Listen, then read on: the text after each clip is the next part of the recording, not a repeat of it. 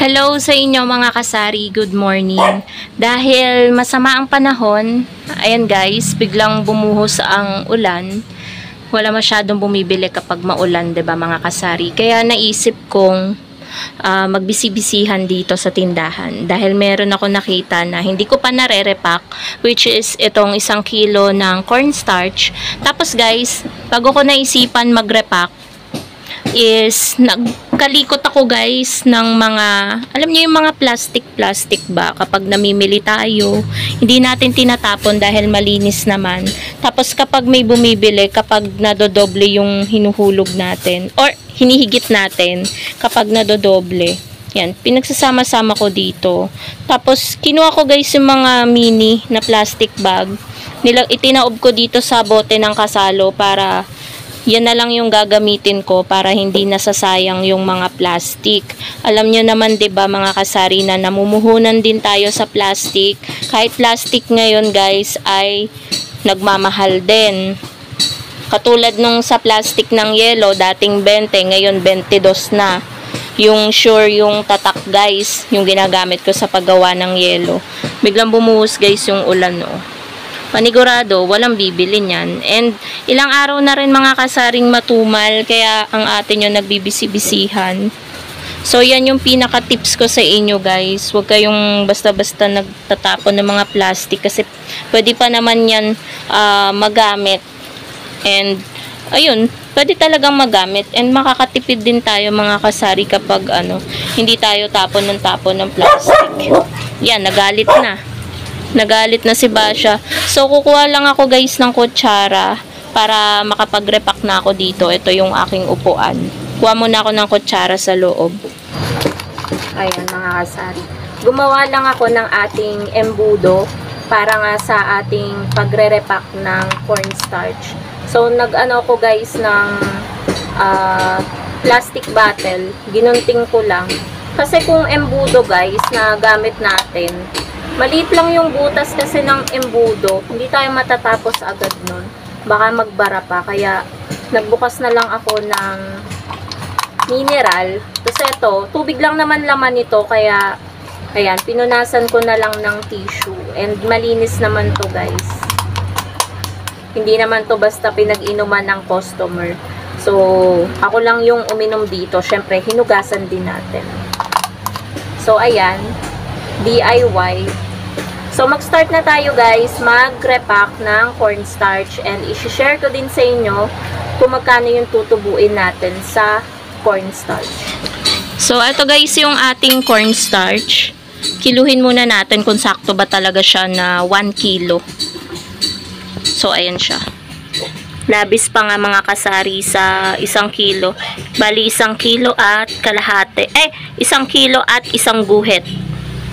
So, mag-start na tayo guys. Open na natin to para makapagsimula na tayong mag-repack. So, ito pala yung tutularan natin mga kasari. Kasi isa na lang yung natira dun sa naka-repack natin na cornstarch. Tingnan natin kung ano yung timbang niya. So, ayan yung timbang niya guys.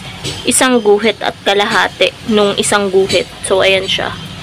Pang 5 piso to guys. So, ito yung tutularan natin.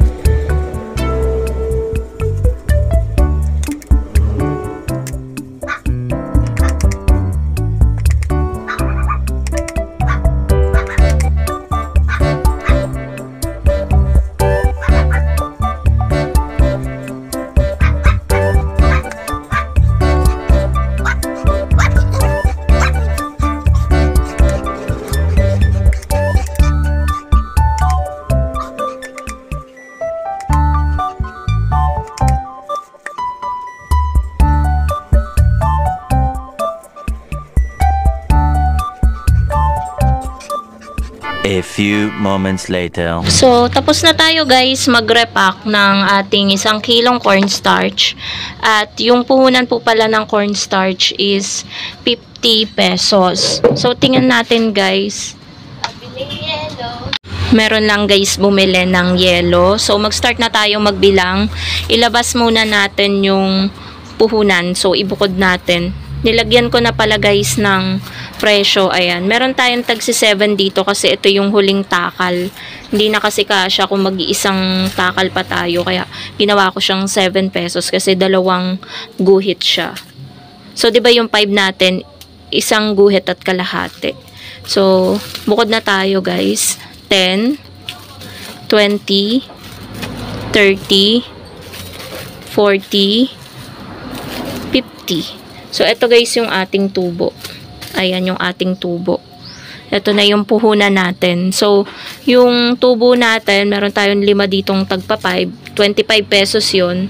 Plus 7 pesos. So, may tubo tayo guys na 32 pesos. So, worth 50 pesos na cornstarch. So, hindi na rin 'di ba mga kasari masama dahil wala naman tayong puhunan dito. Kumbaga, ang puhunan lang natin dito is yung plastic na alam naman natin na mura lang yung bili natin sa plastic.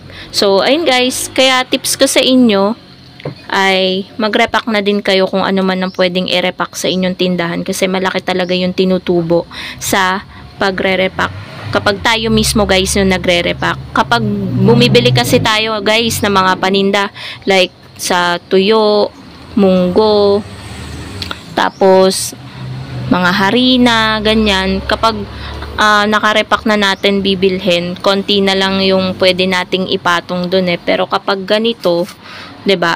Nasa diskarte na lang natin kung paano natin 'di ba mga kasari papatungan or ire-repack para tumubo tayo ng malaki. So, ayun lang guys. Yun lang yung vlog natin for today's video. Wala namang ibang ganap ngayong Thursday kasi wala namang delivery na dadating. Kaya, minimake sure ko na kapag naiinip ako or inaantok or walang bumibili, minimake sure ko na busy ako. Yun. Naglilinis ng tindahan or kaya nagre-repack ng pwedeng i-repack. Gaya nga nito guys, yung plastic, imbis na itapon, pwede pa naman pakinabangan, mas makakatipid pa tayo. So, ginawa natin ng paraan. Ayun o, napakadami pa. Mamaya, titingnan ko yan isa-isa kung meron bang sira, itatapon ko na. Tapos, yung pwede pang pakinabangan, ibubukod natin para magamit pa natin guys. Kapag merong bumili ng maramihan, magagamit pa natin. So, yan lang guys, ang aking share sa inyo na tips. Thank you so much for watching and happy selling po sa inyong lahat. Bye guys!